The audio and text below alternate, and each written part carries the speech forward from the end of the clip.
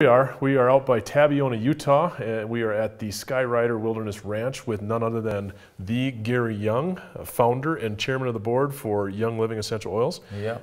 He's been kind enough to grant me an interview for the Man Up Project. And the piece we're talking with Gary on is business. There's a very special reason that I've asked Gary to do this part. Where he started Young Living and where it has grown to now. And I'm not going to tell this. I'm going to let this come forth in Gary's own words, because to me it's nothing short of astounding. Yeah. So once you guys hear this story, you'll know why I picked it. So Gary, motivation. I mean, to get where you've gone obviously takes some sort of motivation and takes some kind of action. When you look at what has motivated you and spurred you into action to get to where you are today, because I think that's part of manning up, is understanding that piece. It is. For you, what was that? Scott, a lot of it for me is intuition. Okay.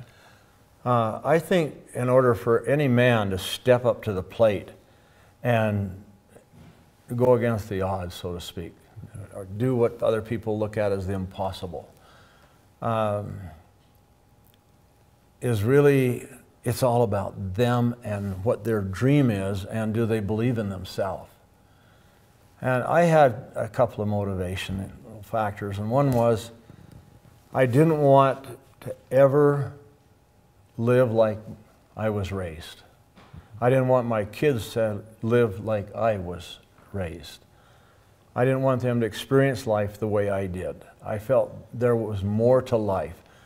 I had a different philosophy, perhaps a different belief, and that was that I didn't believe, as a lot of Christian people do, that God sent me here to be punished.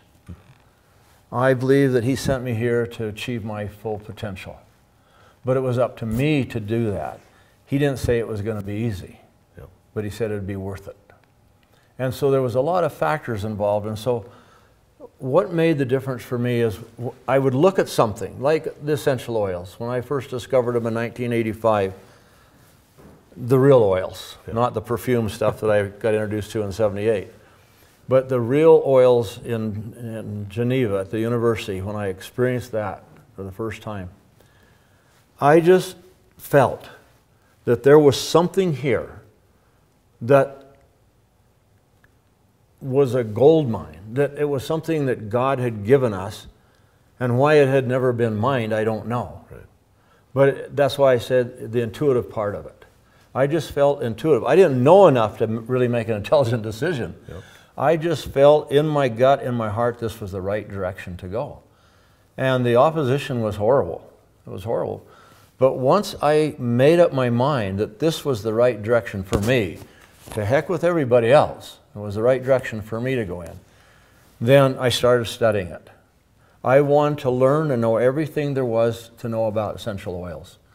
That's why I traveled to Turkey and studied GCMS, and I volunteered for years in the fields in France and in Egypt, learning to plant, learning to cultivate, learning to grow, harvest, learning distillation. I didn't feel that I could make a good decision unless I knew everything that I could learn. So part of it was to learn, to research, to study. It's just like, Scott, if you were going to go buy a new chiropractic practice, let's say, you wouldn't just walk in and write the guy a check. You'd want to look at his books. You'd want to look at his client flow. You'd want to look at the fallout. You'd want to look at the retention rate. You'd go through every aspect before you'd decide whether you're going to buy that practice or not. Right. You know? And because there was nothing for me to look at, I had to go find it a piece at a time. Right. But the blessing of that is that was part of my education. But every time I would go and work in the distillery in France or Egypt, where were the two main places, I'd get more passionate about it, because the intuitive feeling just got more intense. And then when I go and I was studying the GC mass spec and analysis and the chemistry part of it, I get more excited again. So when you're on the right track and you start studying it and researching it, that will convince you that you're on the right track, and your passion will grow equivalent. So it's study, research, learn all there is about it, and then start putting together a plan, And this is where I see people lose it, is they'll get excited, they'll study it a little bit, they'll say, maybe I'll try it, maybe I'll try it. Right. And they'll delve into it for a little bit.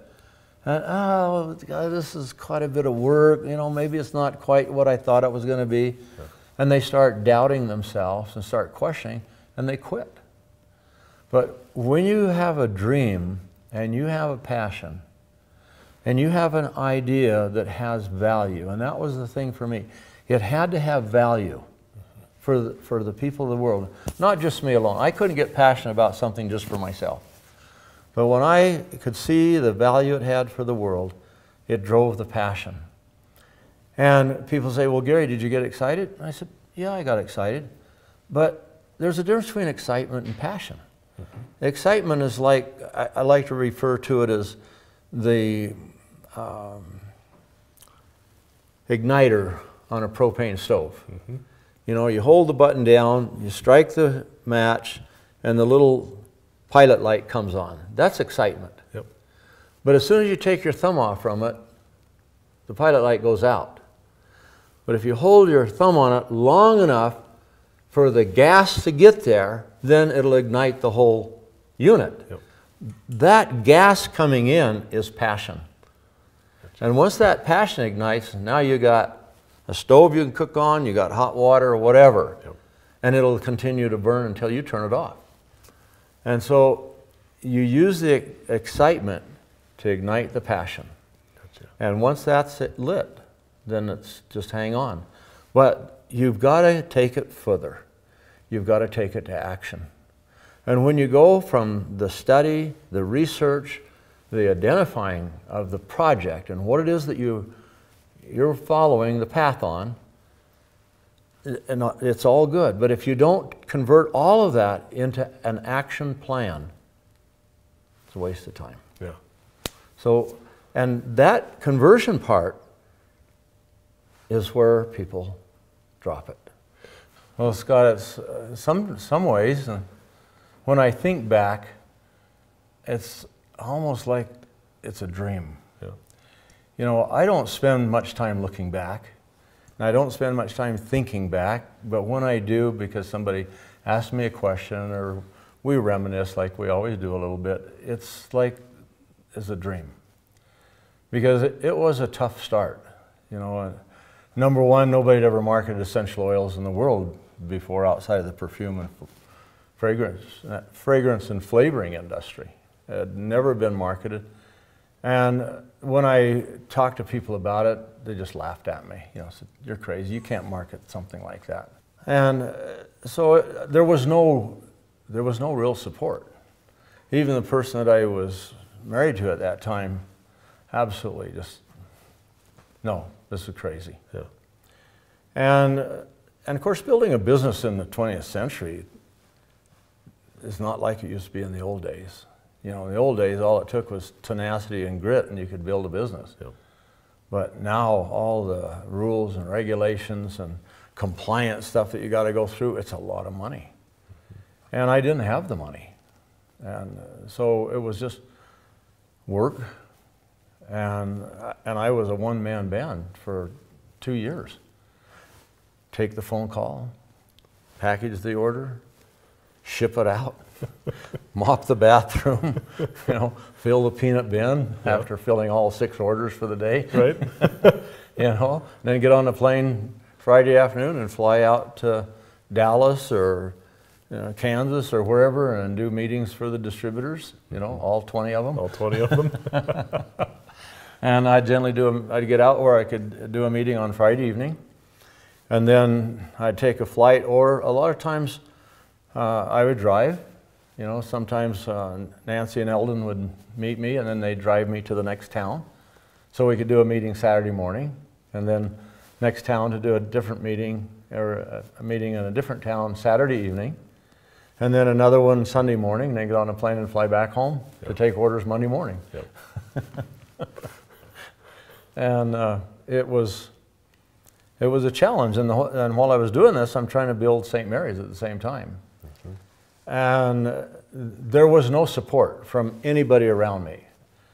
You know, I eventually grew to where I had 2 employees after the 2nd year. And they also would just look at me and say, you're crazy, this is not going to happen. I think there's a lot of that sort of thing that goes on in everybody's life. And I really believe that's why a lot of people, you know, will have an idea and mature it to a point of starting and then quitting. Yeah. Because they get the outside feedback, you can't do it, it won't work, this is stupid, you're better to be working a 9-to-5 job. And they give you all this justification. And because we're human, we like other people's approval. Yeah. So our way of getting that approval is by listening to what they say. And that was where it was different for me. I didn't really care what their opinion was, because they weren't doing it for the reason that I was. It wasn't their project, and they didn't know what I was doing anyway. Yeah. So why listen to somebody tell me I couldn't do it? In that action piece, and I think some people can even get almost, they get past all the other stuff and into that action, and now that's where it becomes hard. Yeah. That's where they get the doubters. Mm-hmm. That's where they get the difficulties of something may not go as they thought it would. Yeah. And what helps you, would you say, when you've been talking, alluding to something I think which is really important, which is that purpose piece. Mm-hmm. And that purpose piece, how does that help you maintain that action? Even when you go, wow, this is tough. Absolutely. And that's part of life. And I believe, Scott, just from my experience, it comes back to that self-worth. Yep.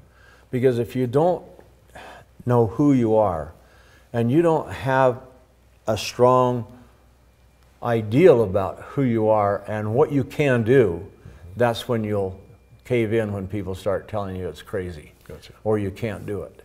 Because when you start that action plan, nothing ever goes as it was planned. Right. And in many cases, it will go almost the opposite way, as if the universe is telling you, okay, you want to try this, we'll take it on, but you're going to find out it's not all that great. Right. And I look at that, for me, the tougher it got, the more determined I got. Yeah. Instead of looking at it and saying, oh, geez, I can't do this, I look at it and say, watch. Yeah. Watch. Because to me, I took it as a challenge, you know, almost a personal challenge that I can do this. And another part for me that really helps drive me is when I see something like that, I say to myself, and this is justification, perhaps, but it works. So you've got to find what works. Very true. So, Gary, if you had anything else, any other kind of advice to give men in manning up in business, what would that be? This is your time, your floor to say, men, here's what you need to be doing. Yeah. The number one greatest thing that any person can do, man or woman, yep, is spend time getting to know who you are and developing yourself. Yeah. Because that is your greatest investment, is investing in yourself. With that, it develops your self-worth, it develops your character, it develops your commitment. And if you're going to man up to anything, if it's just building a Young Living business, mm-hmm, it takes commitment, it takes dedication, it takes time. And along that process, and Scott, you know it because you've done it. Mm-hmm. Along the way, there's a lot of people saying, you're crazy. Mm-hmm. I'll bet when you sold your chiropractic practice, there were people saying, have you lost your flipping mind? Yep. And, you know, what are you going to do now? Where are you? And all kinds of things are said.